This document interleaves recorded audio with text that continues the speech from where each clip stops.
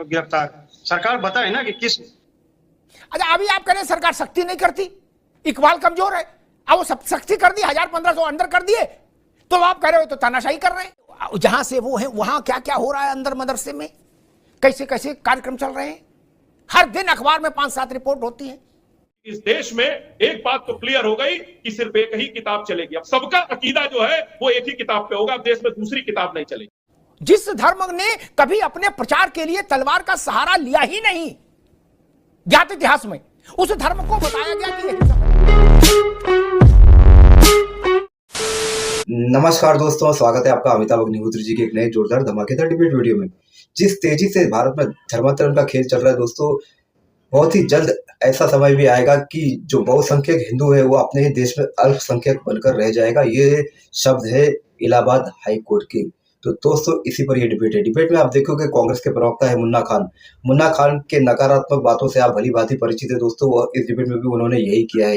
लेकिन उनके नकारात्मक बातों को अमिताभ अग्निहोत्री जी ने अपने सकारात्मक बातों से किस तरह से निरस्त किया है वो आप इस डिबेट वीडियो में देखोगे दोस्तों। ये डिबेट वीडियो, इस डिबेट वीडियो का ये पार्ट 1 है। पार्ट 2 बहुत ही जोरदार बनने वाला है दोस्तों, और अमिताभ अग्निहोत्री जी के उसमें सकारात्मक शब्दों से, बहुत ही जबरदस्त सकारात्मक शब्द है जिससे उन्होंने मुन्ना खान को धोया है। सेकंड पार्ट देखना जरूर भूलिएगा नहीं, वो शाम को मैं अपलोड करूंगा। फिलहाल ये पहला पार्ट आप देख लीजिए, ये भी जरूरी है आपके लिए देखना, तब आपको सेकंड पार्ट में ज्यादा इंटरेस्ट आएगा। तो चलिए फिलहाल शुरू करते हैं डिबेट वीडियो स्टार्ट।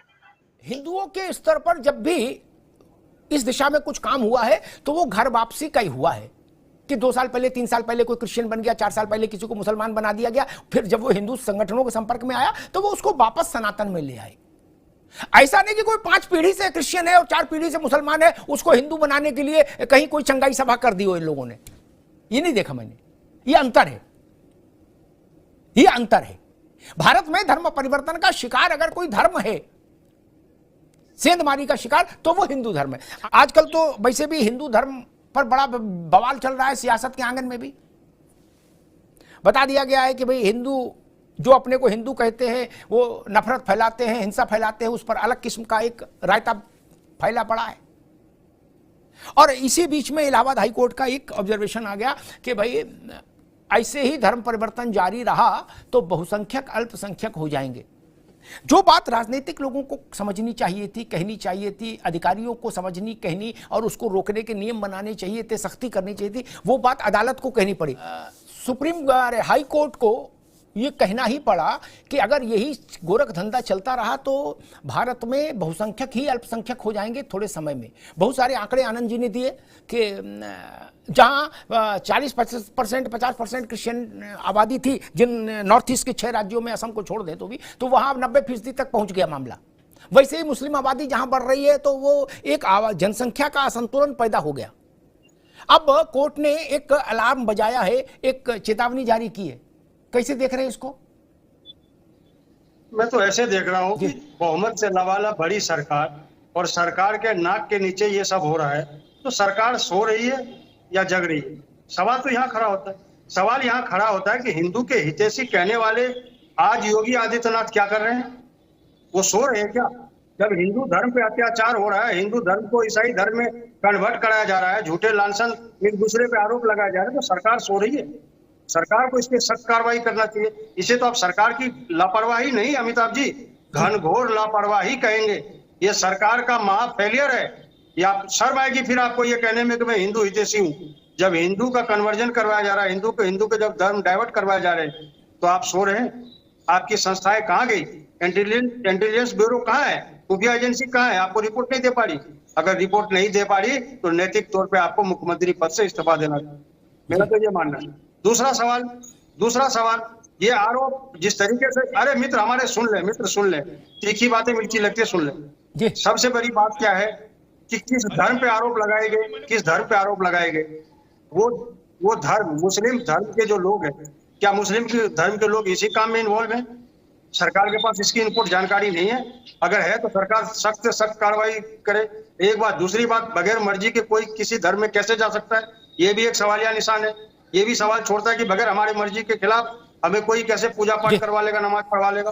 तो सवाल ये सरकार के फेलियर का है अमिताभ जी, और सरकार को गंभीरता से इस मुद्दे को लेना चाहिए। मुन्ना खान साहब, मुन्ना खान जी ने कही, बाकी तो आनंद बताएंगे कि उत्तर वो कुछ देना चाह रहे हैं, लेकिन एक बात मैं जरूर कह दूं, उनका कि सरकार कुछ नहीं करती। अभी मैं रिजवी साहब को भी याद दिला रहा था, बहुत समय नहीं हुआ, कुछ महीने पहले उत्तर प्रदेश एसटीएफ ने कई मौलाना गिरफ्तार किए थे, वो इसी काम में लिप्त थे, यही सब जालवट्टा में।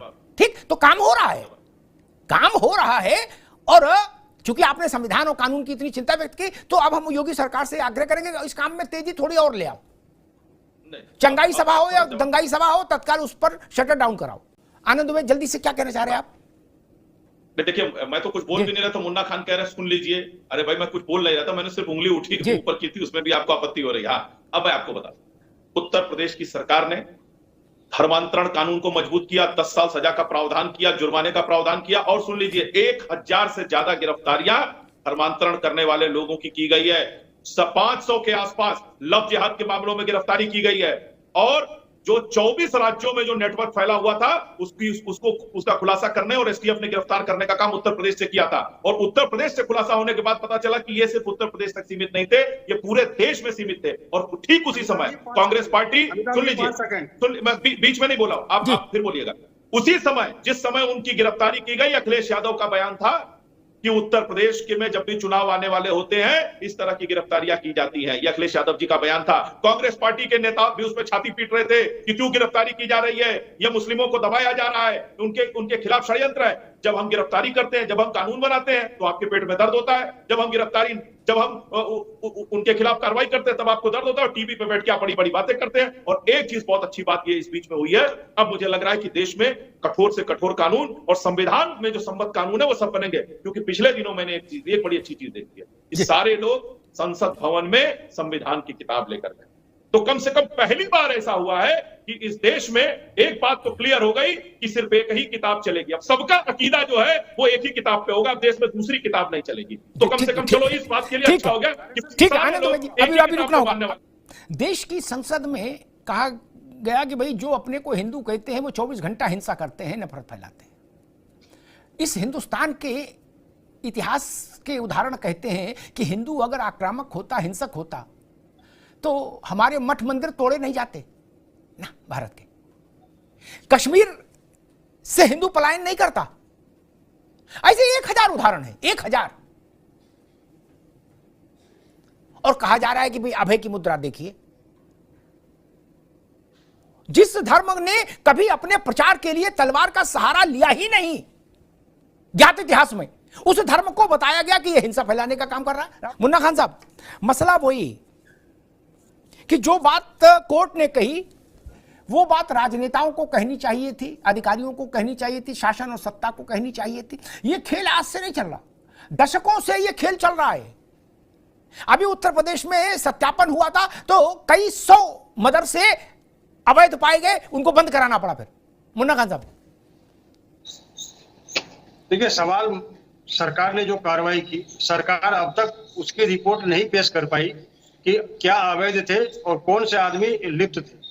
तो सरकार के तानाशाह की वजह से जो भी गिरफ्तार हुए, जो भी लोग जेल के अंदर है, मैं समझता हूँ ये तानाशाही का ही एक अंजाम है और नतीजा है कि 1000 या 900 के लोग गिरफ्तार। सरकार बताए ना कि किस। अच्छा, अभी आप कह रहे हैं सरकार सख्ती नहीं करती, इकबाल कमजोर है। अब वो सब सख्ती कर दी, 1000-1500 अंदर कर दिए, तो आप कह रहे हो तो तानाशाही कर रहे हैं। मुन्ना खान साहब, उन मुद्दों पे सरकार नहीं पहुंच पा रही जहां से गड़बड़ियां हैं। नहीं, जो बंद किए वो भी गड़बड़ी के आरोप में बंद किए। ऐसा थोड़ी नहीं कि गड़बड़ी के आरोप अगर गड़बड़ी के आरोप थे तो सरकार को सिद्ध करने पड़ेंगे, सरकार को बताने पड़ेंगे। मैं ये अपने मित्र से, भारतीय जनता पार्टी के प्रवक्ता से पूछना चाहता हूँ, उत्तर प्रदेश में बताइए कितने लोग थे जो धर्म परिवर्तन किए, कितने लोगों की संख्या बताइए। इनको नहीं है जानकारी, मैं बताता हूँ। 73 लाख लोग जो है वो धर्म परिवर्तन करके ईसाई में चले गए। इनको पता है, कुछ पता नहीं है। मैं यही तो कह रहा हूँ, आखिर 2.5-3 लाख लोग अलीगढ़ हो या मथुरा हो, जहां से लोग गए हैं, दलित परिवार से लोग जो ईसाई धर्म में गए हैं, वो क्यों गए? वो इन लोगों के कुकर्मों की वजह से गए, इनके द्वारा सताए गए, इनके द्वारा पीड़ित किए गए लोग थे, वो शोषित किए हुए लोग थे। आपने सुना कई दलितों के ऊपर इन लोगों ने पेशाब करने का काम किया, कई दलितों को मल खिलाने का काम किया। क्या ये हिंदू रीति रिवाज या हिंदू का ग्रंथ ये बता रहा है कि आप किसी हिंदू भाई पे इस तरीके से अत्याचार करो?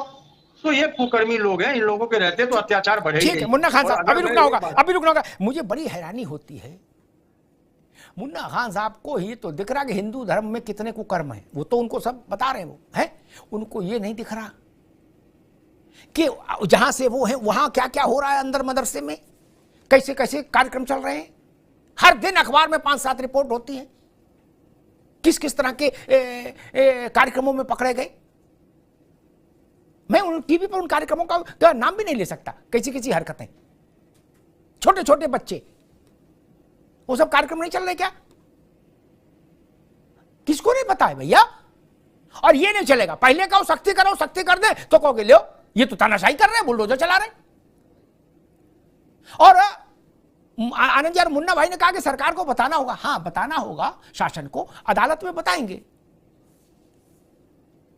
जब मोहम्मद इदरीस जमानत मांगेंगे तो सरकारी वकील खड़ा होगा, बताएगा कि इनने क्या गलत गड़बड़ किया, अदालत फैसला कर देगी किया कि नहीं किया। किया होगा तो अंदर रहेंगे, नहीं किया होगा तो जमानत पे आ जाएंगे। मुन्ना भाई सरल बात है, इसमें क्या समस्या? तो दोस्तों डिबेट हो गई खत्म, वीडियो हो गई पूरी। उम्मीद करता हूँ दोस्तों अमिताभ अग्निहोत्री जी की ये डिबेट वीडियो आपको पसंद आई होगी। दोस्तों ऐसी ही डिबेट वीडियो देखने के लिए इस चैनल को सब्सक्राइब करते हैं आप जरूर जाओगे, ऐसी मैं उम्मीद करता हूँ। मिलता हूँ आपसे अगले वीडियो में शाम तक, तब तक के लिए जय हिंद, वंदे मातरम।